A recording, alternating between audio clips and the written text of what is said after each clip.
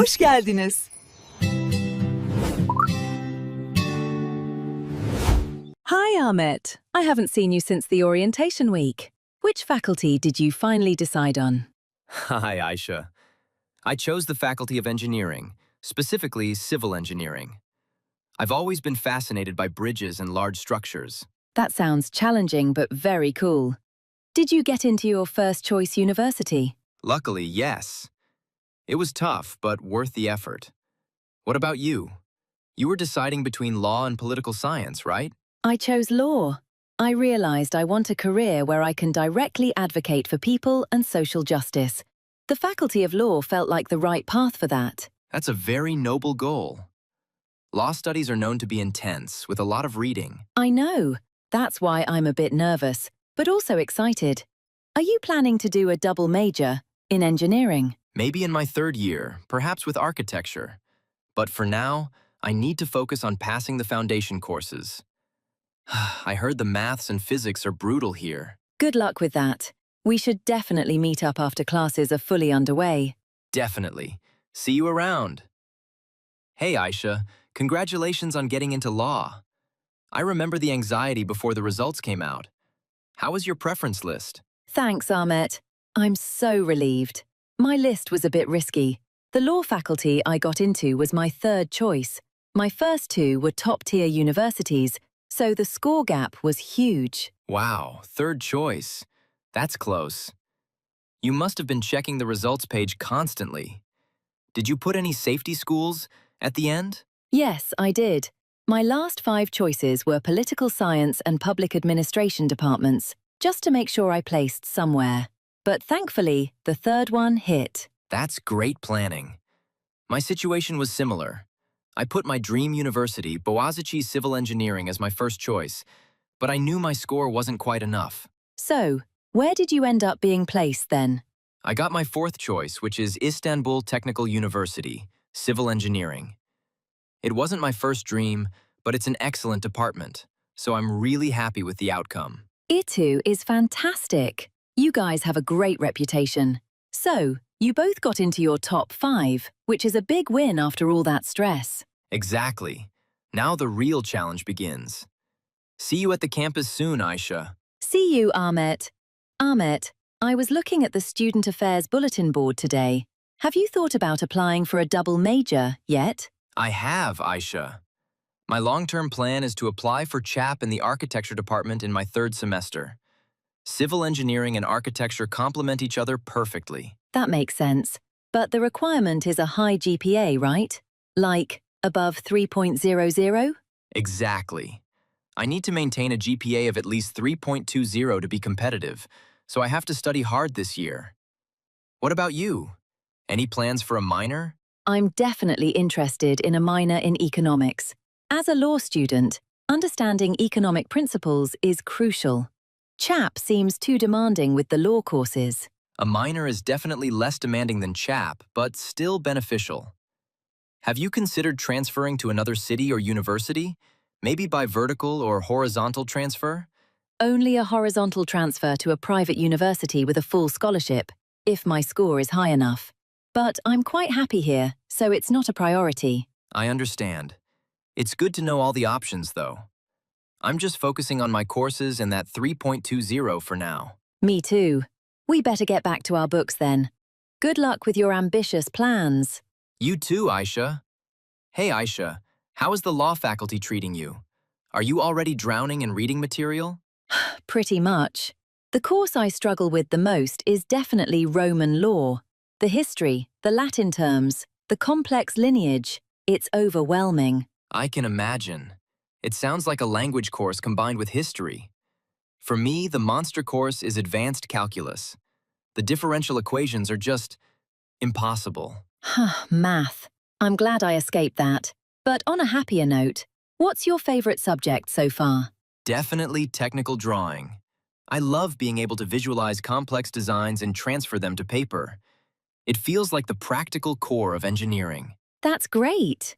I think my favorite is constitutional law. It's challenging, but learning about the fundamental structure of the state and basic rights is incredibly relevant and inspiring. So you struggle with the old stuff but love the modern relevant part. Makes sense. Do you have any electives you're enjoying? Yes, I took Introduction to Philosophy. It's a nice break from legal texts and really helps with critical thinking. Cool. I'm taking a seminar on sustainable materials next semester. Hopefully, it will balance out the advanced. So, you struggle with the old stuff, but love the modern relevant part. Makes sense. Do you have any electives you're enjoying? Yes, I took Introduction to Philosophy. It's a nice break from legal texts and really helps with critical thinking. Cool. I'm taking a seminar on sustainable materials next semester. Hopefully, it will balance out the advanced analysis pain. Good luck, Ahmet. Keep fighting those differential equations. Hey, Aisha, how is the law faculty treating you? Are you already drowning in reading material? Pretty much.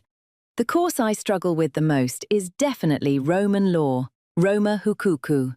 The history, the Latin terms, the complex lineage, it's overwhelming. I can imagine. It sounds like a language course combined with history. For me, the monster course is advanced calculus, ileri analiz. The differential equations are just impossible. Ugh, math. I'm glad I escaped that. But on a happier note, what's your favorite subject so far? Definitely technical drawing, technique çizim. I love being able to visualize complex designs and transfer them to paper. It feels like the practical core of engineering. That's great. I think my favorite is constitutional law, anayasa hukuku. It's challenging, but learning about the fundamental structure of the state and basic rights is incredibly relevant and inspiring. So, you struggle with the old stuff but love the modern relevant part. Makes sense. Do you have any electives you're enjoying? Yes, I took Introduction to Philosophy. It's a nice break from legal texts and really helps with critical thinking. Cool. I'm taking a seminar on sustainable materials next semester. Hopefully, it will balance out the advanced analysis pain. Good luck, Ahmet. Keep fighting those differential equations. Ahmet, how are your professors this semester? I'm still adjusting to their different teaching styles. It's a mix. Our static professor uses the classic chalk and board method. Very traditional. It's effective for problem solving, but sometimes hard to follow the fast pace. I see. We have a lot of Socratic method in law, especially in constitutional law. The professor asks questions constantly to make us think critically, but it can be intimidating. That sounds tough. Are your professors generally approachable outside of class? How is their accessibility? It varies. Professor Deria is excellent. She holds office hours, görüşme saatleri, twice a week, and she answers emails quickly. But others are almost impossible to catch without an appointment. We have a similar situation. Most of our research assistants are very helpful and approachable, but getting time with the head professor often requires booking weeks in advance. Do any of your professors use modern methods, like incorporating interactive simulations or online discussion forums? Yes, our materials science, Malzeme Bilimi professor, uses a lot of online resources and even records his lectures and uploads them to the university portal. That flexibility is a lifesaver. That's ideal. I wish more of our professors would use blended learning. It would make catching up on missed lectures much easier. Definitely. It seems like the teaching quality is high overall, but we need to adapt to different styles, whether it's classic or high-tech. Hey, Aisha, quick question about English. Did you pass the proficiency exam, yeterlilik sınavı, and skip the prep school? I wish. I wish. I failed it by a small margin. So, I have to spend a year in the prep program. What about you? Your department is 100% English, right? Yes, it is. I barely passed the exam. It was mostly reading comprehension and grammar, but the listening section was really tricky. Exactly. The biggest hurdle is the specific academic vocabulary used in the test. How is the English instruction in your department now that you're in your first year? It's mostly technical English. We have courses like Academic English for Engineers, focusing on writing reports and presenting technical data.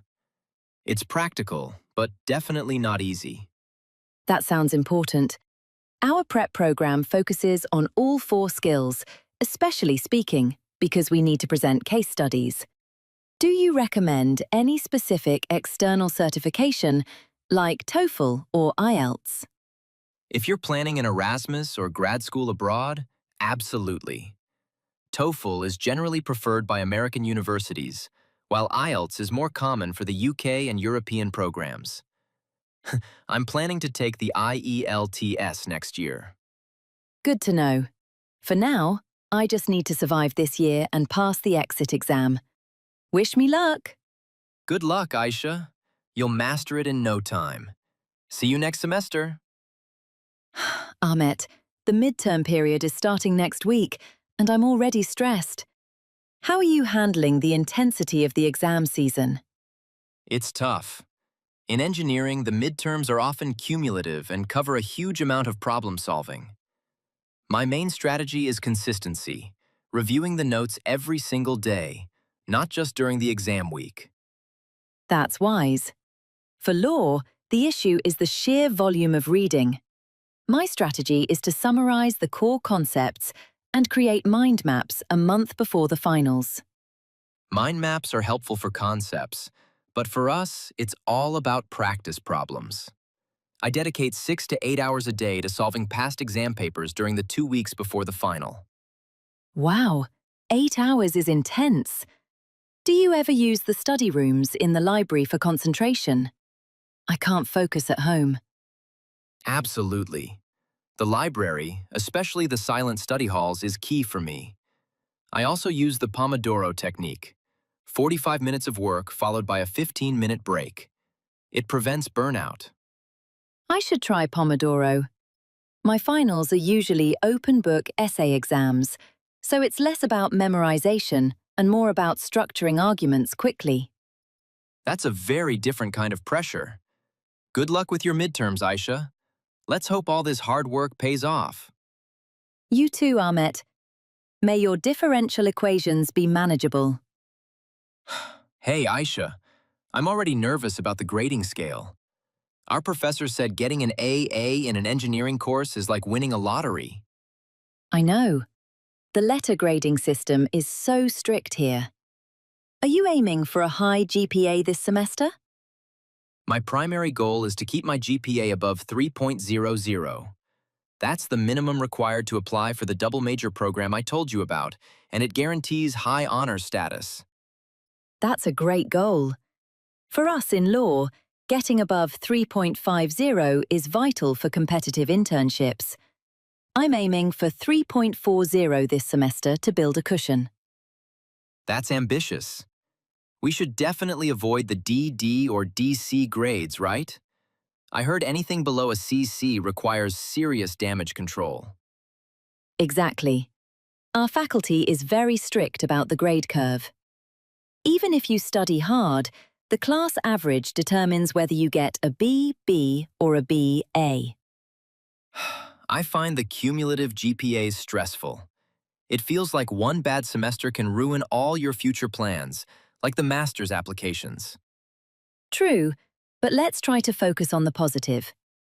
Keeping a GPA above 3.00 puts us in the top tier and opens doors for Erasmus programs too. That's a good reminder. Let's aim high, but stay realistic. Good luck with your 3.40 target. You too, Ahmet. May your AA be a pleasant surprise. Hi, Ahmet. Where did you end up staying? I heard the housing situation in Istanbul is extremely difficult. It is, Aisha, but I got lucky. I managed to get a place in a KYK dormitory close to the campus. It was my priority because of the low cost. That's a huge relief. I tried the KYK application, but I didn't get placed in the main selection. What are the rooms like? They are 4-person rooms, definitely crowded, but the best part is the meal allowance. It really helps with budgeting. I see. I couldn't wait for the reserve list, so I found a place in a private dormitory nearby. It's much more expensive, but the two-person rooms offer more privacy. That's the trade-off, isn't it? Cost versus comfort. Have you thought about renting in student house? Next year? I'd love to, but the high rent and the requirement of finding reliable roommates are big risks. Maybe after I know more people in my department. I agree. Living in a house gives you freedom, but managing bills and cleaning is another set of responsibilities. For now, the dorm life is easier. Absolutely. Well, at least we both have a roof over our heads. Let's hope the food is good in your KYK dorm. It's decent enough. See you around, Aisha. Aisha, since you are staying in a private dorm, can we talk about housing costs? I'm trying to figure out my budget for next year. Of course. Honestly, the cost is the biggest issue. My private dorm fee is almost 3 times the KYK fee, but it includes breakfast and dinner, which eases the food budget. That makes a difference. In the KYK, the monthly fee is low, but the comfort level is too. 4 people in a small room means 0 privacy. That's true. The main advantage of my private dorm is comfort. I have a 2-person room, a private study desk, and the internet connection is much more reliable, which is crucial for my assignments. How about the safety and security of the private dorm? Is entry and exit strictly controlled? Yes, the security is very tight. We have fingerprint entry and a nightly curfew, similar to KYK, but the neighborhood is also generally safer and better lit. The security in the KYK is good, especially the male-female separation. But I worry about my belongings sometimes in a 4-person room. It's not ideal for peace of mind. If I consider the tuition fees and books too, the total yearly cost for me is quite high. But having a quiet, safe space makes studying for law exams much easier. I see your point. So, it seems we both chose based on our main priorities. My priority was cost saving, and yours was study comfort. We each made the right choice for ourselves. Exactly. Let's hope the increased tuition fees don't get even higher next year. Aisha, I saw you rushing to class this morning. How long does your daily commute to the campus usually take? Ugh, don't remind me. Even though my private dorm is relatively close, getting to the main gate takes about 40 minutes in the morning rush hour. The traffic is terrible. 40 minutes is long. I'm really lucky with the KYK dorm location. I can get to the engineering faculty building in 15 minutes on foot. No need for public transport at all. That is the dream. I rely entirely on public transportation. I usually take the bus, but there is always a long queue for the bus stop. Are there many bus routes or metro connections near you? Yes, the location is a transport hub. There's a major metro station just 5 minutes from the dorm, and the metro runs directly to the city center. It makes trips outside the campus much easier. That's a huge advantage. The bus is cheaper, but it's inconsistent.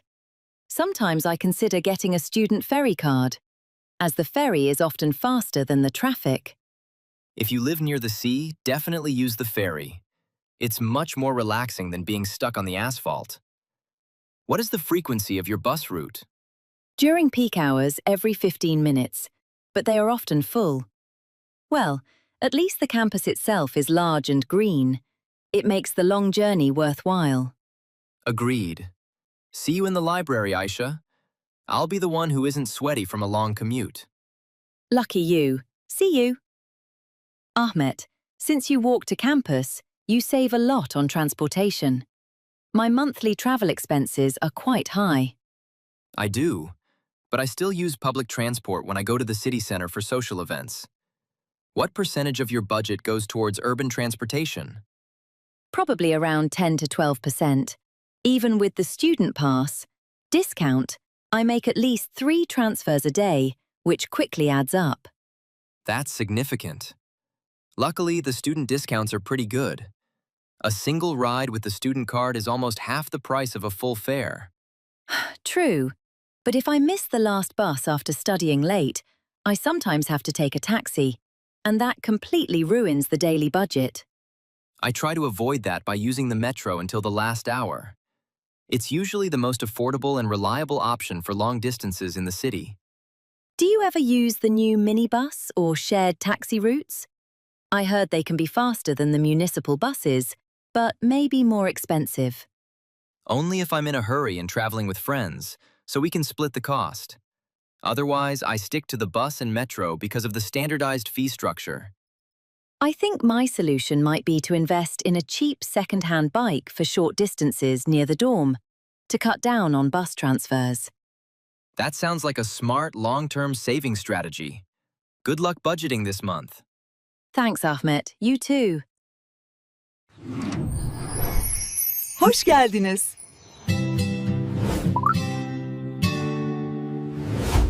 Ahmet, I spent all day in the main library, Merkez Kütüphane, yesterday.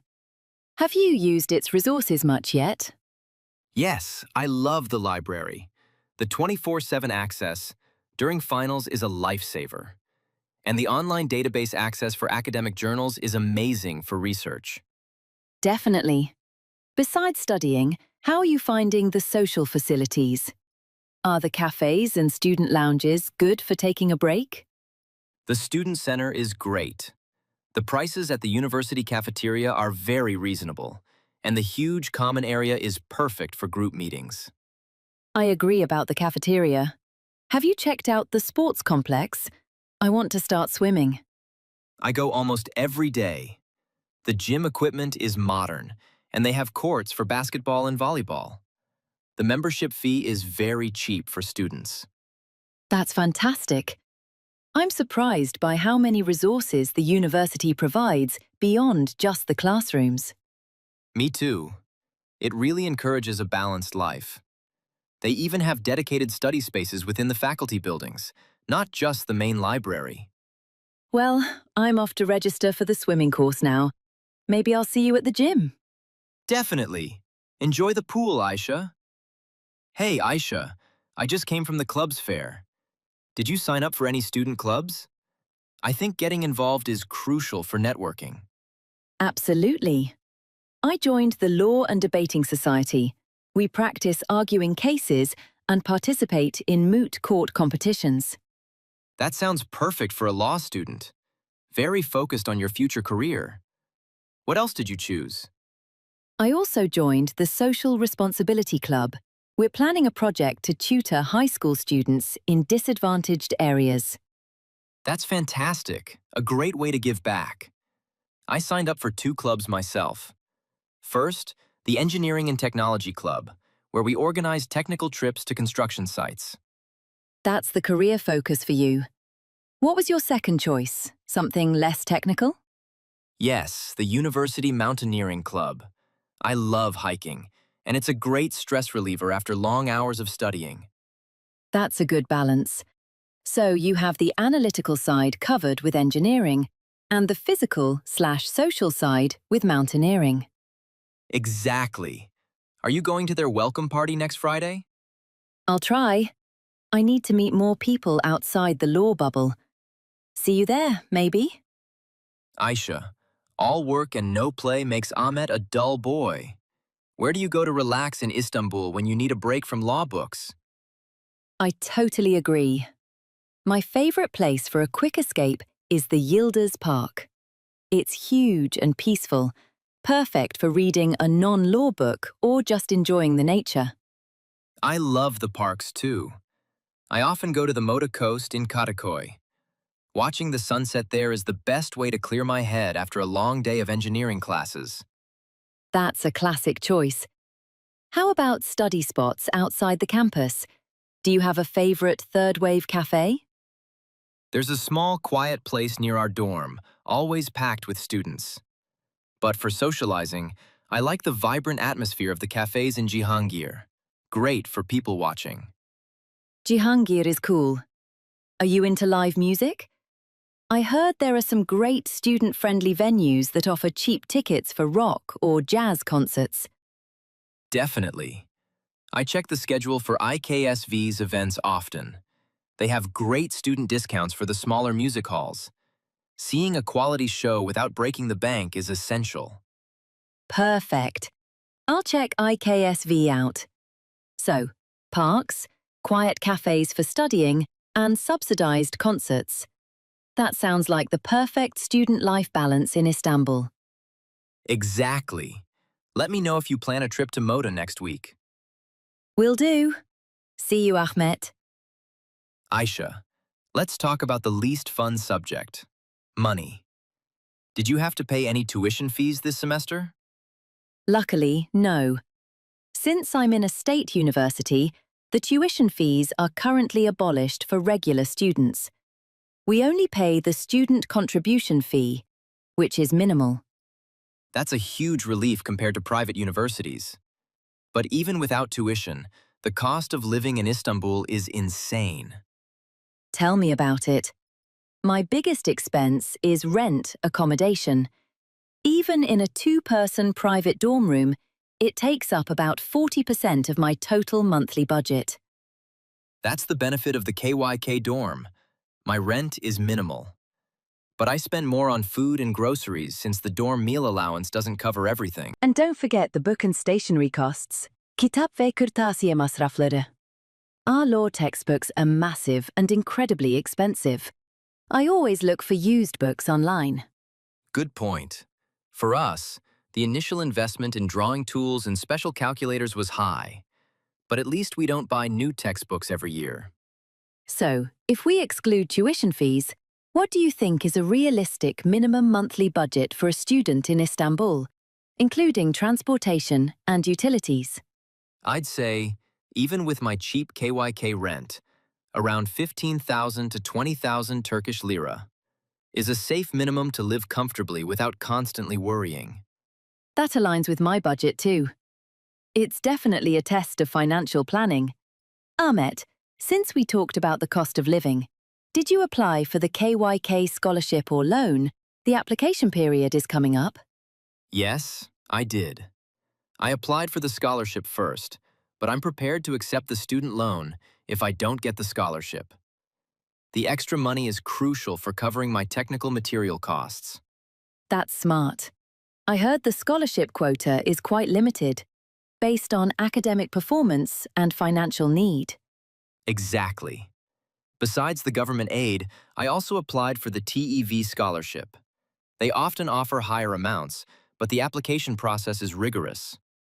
I focused on university-specific scholarships. Our law faculty has a partnership with a prominent law firm that offers a limited number of performance-based scholarships starting from the second year. That's a great incentive to keep your GPA high. What are the most confusing parts of the application process for you? Definitely gathering all the required documents, especially the family income statements. Also, writing a compelling motivation letter is hard work. I agree. I just hope the loan repayment conditions remain manageable after graduation. They usually only require repayment after you start working, and it's interest-free, so it's a worthwhile safety net. Good luck with both applications. Thanks, Aisha. You too. Ahmet, I went to a seminar organized by the Career Center yesterday. Do you ever use their services? I plan to, but I haven't yet. Our engineering department has its own dedicated internship coordinator, so I usually go there first. What kind of services does the main Career Center offer? They offer CV writing workshops, interview simulations, and organize the huge career fair every spring. The seminar I attended was about personal branding for law students. That sounds really valuable. My friend told me they also have a great database for part-time job openings that are relevant to your field. Yes, the job and internship portal is definitely the most useful resource. It lists opportunities posted specifically for our university students. I should definitely register there. I need to start thinking about my mandatory summer internship. I should also get my CV reviewed by them before applying. They also offer one-on-one career counseling sessions. It's helpful if you're unsure about choosing a specialization after graduation. That's exactly what I need. I'm torn between structural engineering and construction management. I'll make an appointment next week. Great idea. Using the Career Centre is probably the easiest way to bridge the gap between academic life and the professional world. Agreed. See you later, Aisha. Ahmet, we're almost done with our third year. Have you thought seriously about your post-graduation job prospects? Yet? Constantly. The job market for civil engineers in Turkey is competitive. My biggest hope is to start at a large, reputable construction firm to gain field experience immediately. That makes sense. In law, the first step is usually the mandatory one-year internship after graduation, right? Are you planning on specializing immediately? Not immediately. I want diverse experience first. But what about you? Are you aiming for a corporate law firm or maybe working in the public sector? I'm leaning towards the private sector. Ideally, a medium-sized firm specializing in intellectual property law. I think that niche area has better long-term growth and salary expectations. Definitely, it helps get the first interview. But the experience we gained through summer internships and the networking from the Career Centre will determine the final offer. That's reassuring. I'm thinking about pursuing a master's degree part-time while working to boost my career trajectory. Me too. Maybe a specialized LLM after the compulsory internship. The key is to keep improving, right? Exactly. Good luck with your IP law aspirations, Aisha. Ahmet, we're almost done with our third year. Have you thought seriously about your post-graduation job prospects? Mezuniyet sonrası iş beklentileri yet? Constantly. The job market for civil engineers in Turkey is competitive.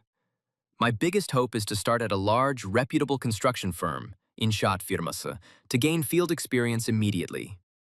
That makes sense.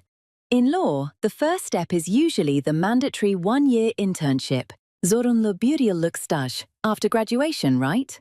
Are you planning on specializing immediately? Not immediately. I want diverse experience first. But what about you?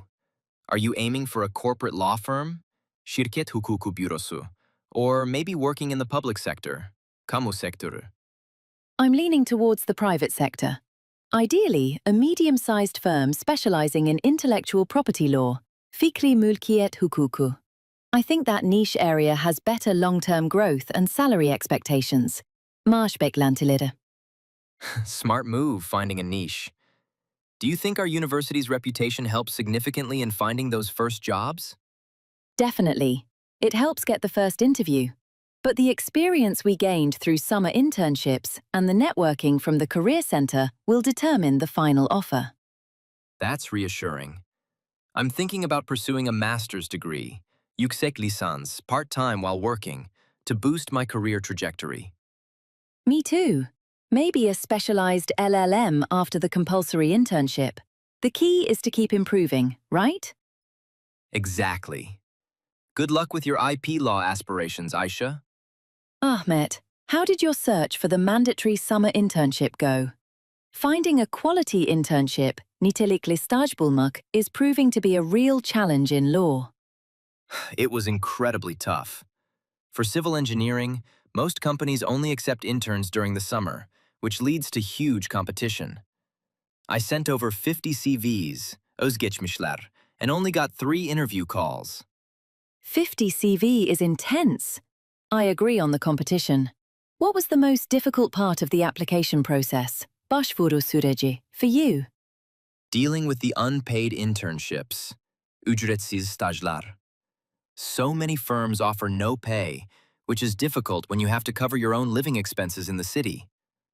Also, the lack of standardized application forms. We have the same problem.